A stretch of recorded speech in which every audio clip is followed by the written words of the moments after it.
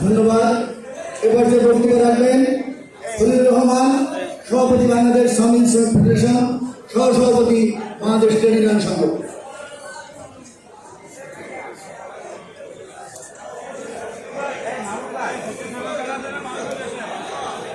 Bangladesh launch লেবারেশনের 60 বছর পূর্তি অনুষ্ঠানে আন্তরিক সভাপতি, উপস্থিত নেতৃবৃন্দ, সংগ্রামী উপস্থিত সংগ্রামী শ্রমিক ভাই বোনেরা, বাংলাদেশ ট্রেড ইউনিয়ন সংঘের কেন্দ্রীয় কমিটির পক্ষ থেকে আপনার সংগ্রামী অভিনন্দন গ্রহণ করব। সংগ্রামী সাথীরা, আমরা এখানে সমবেত হয়েছি 60 বছর পূর্তি অনুষ্ঠানকে সফল করতে এবং শপথ নিতে। শপথ কি আমরা নেব? এই সমাজটা ঘুরে দাও, এই সমাজটা পচে গেল, এই সমাজ ভাঙতে হবে, নতুন সমাজ গড়তে হবে। তার প্রেক্ষিতে আমাদের শ্রমিক আন্দোলন। আমরা ভাঙবো কেন? এই সমাজ হচ্ছে একটা শ্রেণীর স্বার্থকারী সমাজ। কোন শ্রেণীর স্বার্থকারী সমাজ? সাম্রাজ্যবাদের স্বার্থে সেবা করার সমাজ।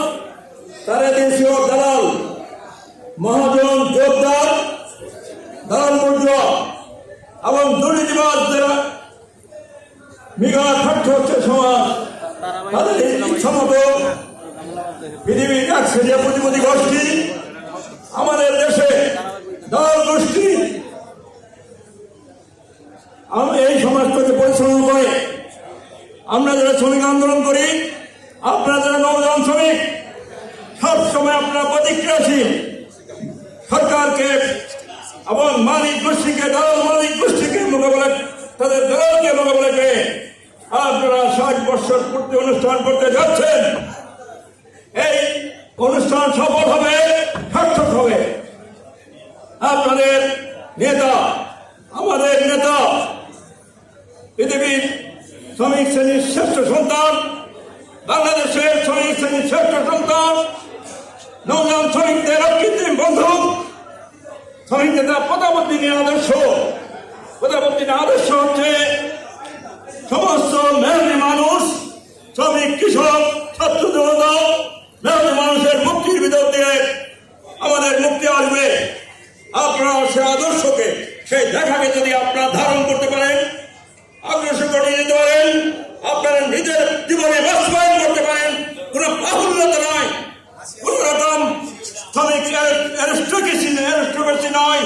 শ্রমিক শ্রেণীর যে আদর্শ, শ্রমিক শ্রেণীর যে চরিত্র, সেই চরিত্রকে, নেতৃত্বকে গ্রহণ করতে হবে।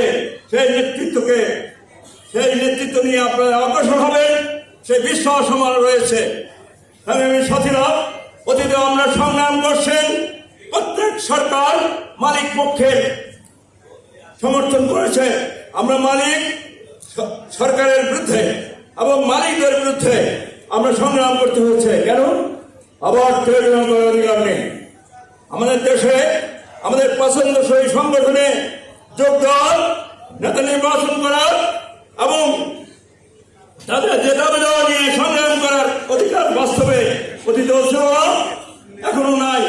এটাকে অর্জন করে আমাদের অগ্রসর করতে হবে।